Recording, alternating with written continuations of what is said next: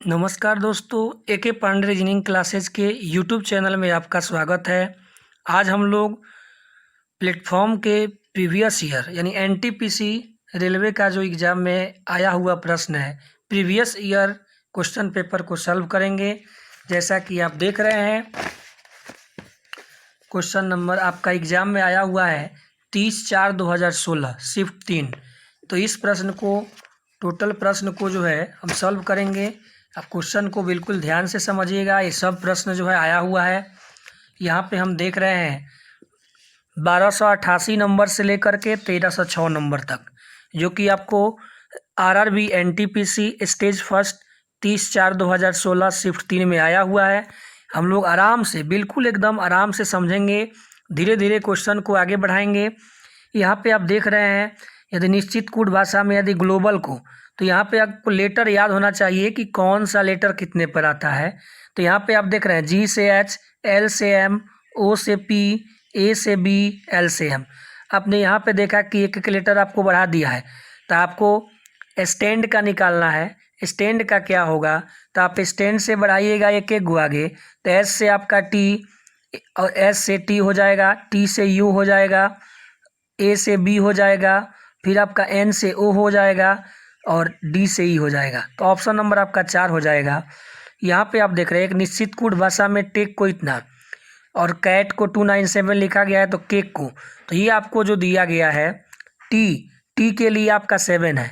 देखिए, जो जिसके सामने होता है वही उसका कोड है। इसमें ए के लिए 9 है, के के लिए 1 है, ई के लिए 5 है, फिर सी के लिए 2 है, ए के लिए 9 है, और टी के लिए 7 है। तो यहाँ पे आपको लिखना है केक। तो सी के लिए आपको देखना है, तो सी के लिए यहाँ पे 2 हो जाएगा, तो सी के लिए यहाँ पे 2 लिख दिए। फिर ए, तो ए के लिए आपका 9 हो जाएगा। फिर आपको के, तो के लिए आपका 1 हो जाएगा। फिर आप देख रहे हैं यहाँ पर ई, तो ई के लिए आपका 5 हो जाएगा, 2915। ऑप्शन नंबर आपका हो जाएगा सी। यहाँ पे आप देख रहे हैं 1290 से 1292 आपका एक ही पर दिया हुआ है। वेन आरेख में त्रिभुज उन व्यक्तियों को दर्शाता है जिन्हें माजा लिया। तो त्रिभुज जो होता है, त्रिभुज इसमें होता नहीं। त्रिभुज आपको दिया हुआ है कि त्रिभुज उन व्यक्तियों को दर्शाता है जिन्होंने माजा लिया, यानी ये त्रिभुज में जितने व्यक्ति हैं सभी ने माजा लिया।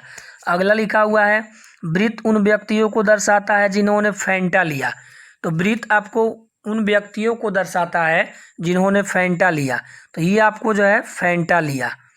नेक्स्ट है आपको आयत उन व्यक्तियों को दर्शाता है जिन्होंने स्लाइस लिया। अब आयत जो है उन व्यक्तियों को दर्शाता है जिन्होंने स्लाइस लिया।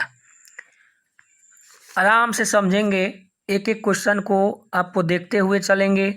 उन व्यक्तियों की कितनी संख्या है जिन्होंने माजा और फैंटा तो लिया लेकिन स्लाइस नहीं।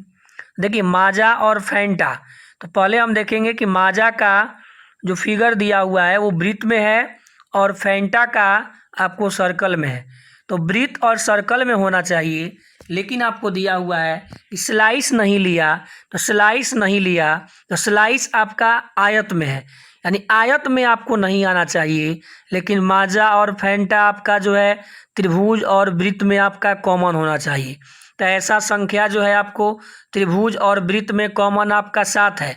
तो त्रिभुज और वृत्त में कॉमन आपका 7 है, तो 7 आदमी जो है जिन्होंने माजा और फैंटा तो लिया है लेकिन स्लाइस नहीं लिया है। ऑप्शन नंबर आपका हो जाएगा सी। नेक्स्ट क्वेश्चन हम देखेंगे। अगला क्वेश्चन हम देखेंगे, देखिए अगला क्वेश्चन को दिखाते हैं। कितने व्यक्तियों ने माजा और स्लाइस तो लिया लेकिन फैंटा नहीं लिया। तो अब यहाँ पे आपको फिर क्वेश्चन देखना होगा कि माजा और फैंटा तो लिया। देखिए, आपको क्वेश्चन पढ़ा चुके हैं, अब हम आंसर को समझेंगे। आपको लिखा हुआ है कितने व्यक्तियों ने माजा और स्लाइस तो लिया लेकिन फैंटा नहीं लिया। फिर आपको वही माजा और स्लाइस, तो माजा और स्लाइस में आपका होना चाहिए। माजा, तो माजा आपको हो गया त्रिभुज में, स्लाइस हो गया आपका, स्लाइस हो गया आपका आयत में, और फैंटा नहीं तो वृत्त में नहीं होना चाहिए। बाकी दोनों में कॉमन होना चाहिए। तो यहाँ पे आप देख रहे हैं 17 आदमी जो है जिन्होंने माजा और स्लाइस लिया है, 17 आदमी माजा और स्लाइस लिया है, लेकिन आपको जो है फैंटा नहीं लिया है, तो यहाँ पे ऑप्शन नंबर बी हो जाएगा। अगले नेक्स्ट पेज में है, अगला आप देखिए, कितने व्यक्ति ने स्लाइस लिया।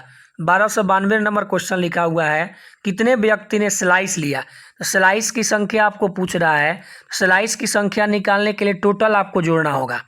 स्लाइस की आपको संख्या निकालना है तो 20 प्लस 17 प्लस 15 प्लस 30 प्लस 40, यहाँ पे टोटल आपको जोड़ देना है। 40 से 70, 70 10 80 5 85, 85 20 105 और 17 122।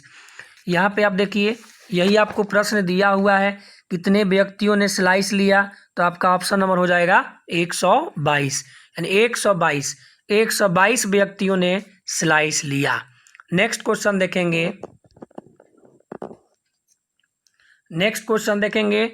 ए पी एक्स एस और जेड।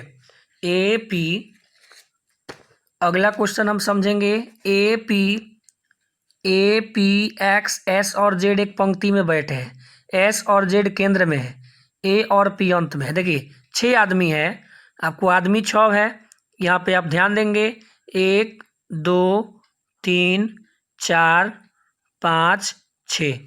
अब यहाँ पे आपको दिया हुआ है कि ए और पी अंत में है,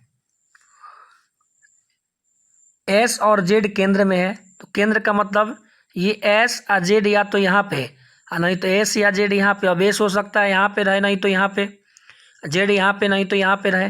फिर लिखा है ए और पी अंत में है, तो देखिए ए यहाँ पे भी हो सकता है, पी यहाँ पे भी। अब आगे जाके आपका क्लियर होगा कि ए और पी, ए यहाँ पे रहेगा कि ए यहाँ पे रहेगा, पी यहाँ पे रहेगा कि पी यहाँ पे रहेगा। एकदम आपको आराम से समझना है ताकि आपको पूरा जो है क्लियर हो जाए। अब आगे देखेंगे, अब लिखा है ए के बाएं तरफ आर बैठा है। अब देखिए, अगर हम ए को यहाँ पे रखते हैं तो ए के तो इधर दाएं हो जाएगा, क्योंकि आपको बाएं जाना है, किसी भी लेटर यहाँ पे आपको लेटर के बाएं जाना है। जो आपका बाएं है वही बाएं जाएगा, जो आपका दाएं है वही दाएं जाएगा। ए के बाएं, तो ए के बाएं आर, अब ए यहाँ पे रहेगा तो आपका आर यहाँ पे हो जाएगा। तो जब ए यहाँ पे हो गया तो पी हट जाएगा।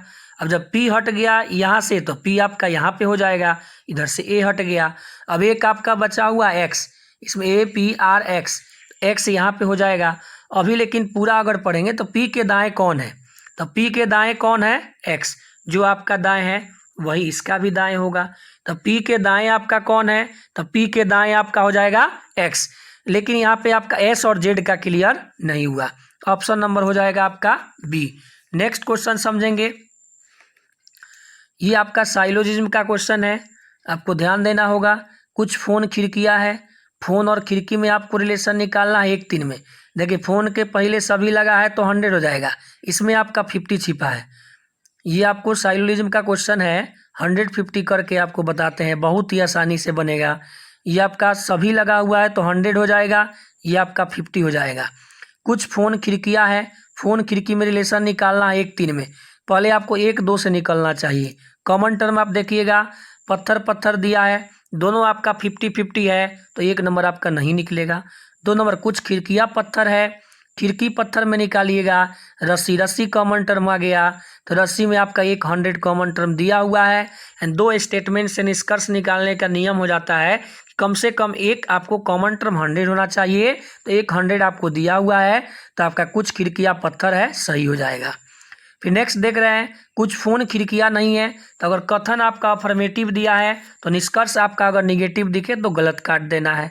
सभी खिड़कियाँ रस्सियाँ हैं तो आप खिड़की देख रहे हैं, यहाँ पे 50 दिया है, निष्कर्ष में आपका सभी लगा दिया तो गलत हो गया। अभी 3 केवल सत्य है, लेकिन यहाँ पे देखेंगे हम 1 और 3 में, ये 2 नंबर सत्य है। अब 1 और 3 में हम देखेंगे कि फ़ोन आ खिड़की, एक कथन अफर्मेटिव है, दूसरा नेगेटिव है। दोनों का टर्म पद समान है, दोनों का पद आपको समान है।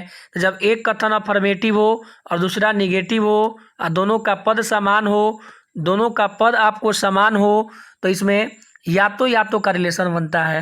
यानी इसका निष्कर्ष जो निकालिएगा आपका हो जाएगा 1 या 3 और 2 सत्य है, ऐसा दिया है।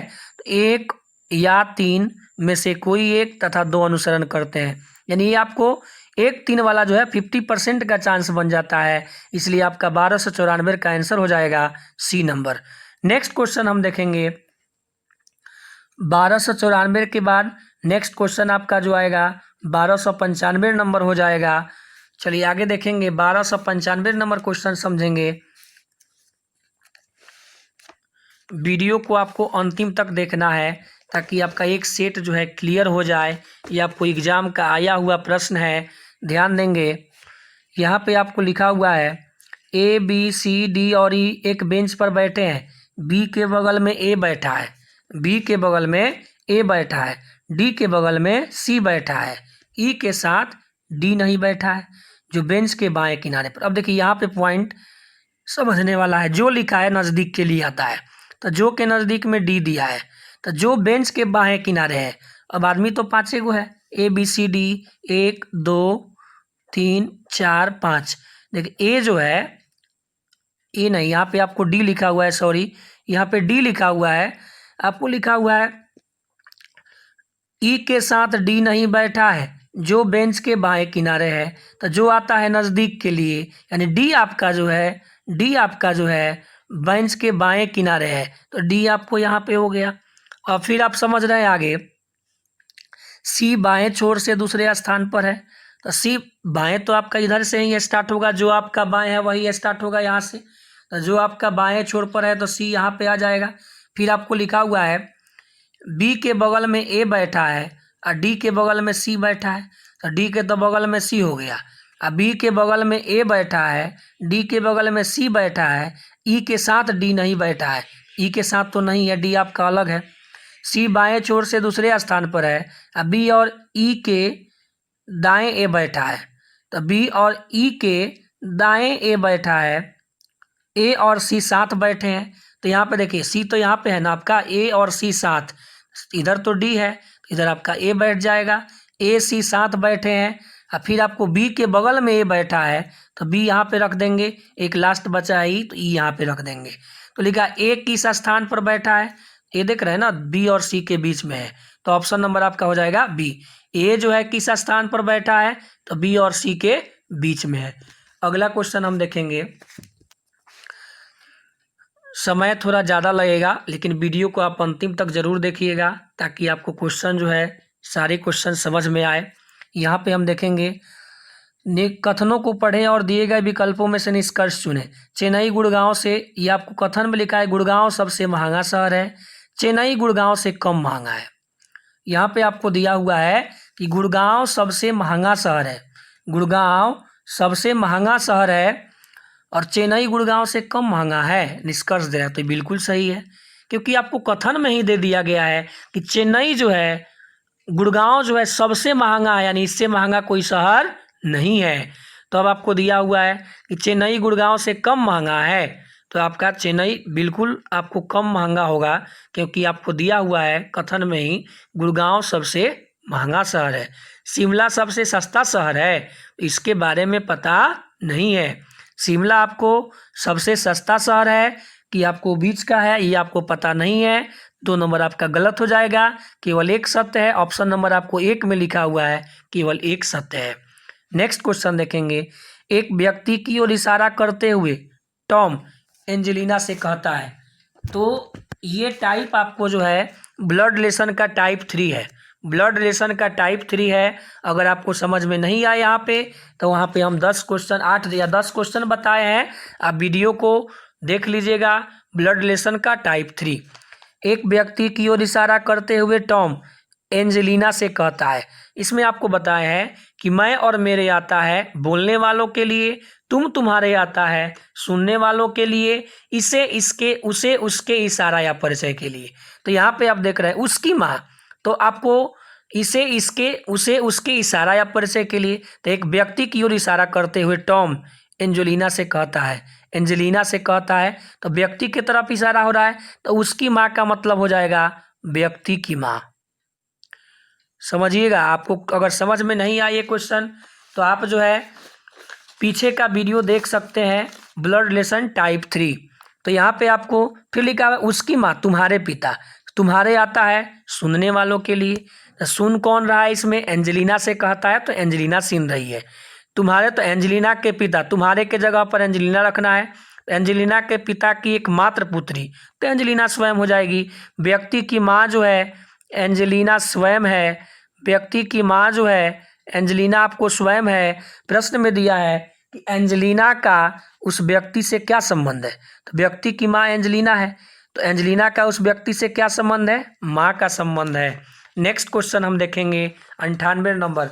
अगर कोई भी क्वेश्चन आपको समझ में नहीं आए तो आप वीडियो को रिज्यूम करके फिर से समझने का कोशिश करें। अगला क्वेश्चन लिखा हुआ है कि जीवनदीप सोसाइटी के प्रत्येक सदस्य का अपना खुद का व्यवसाय है। तो 1 नंबर आपको निष्कर्ष में लिखा है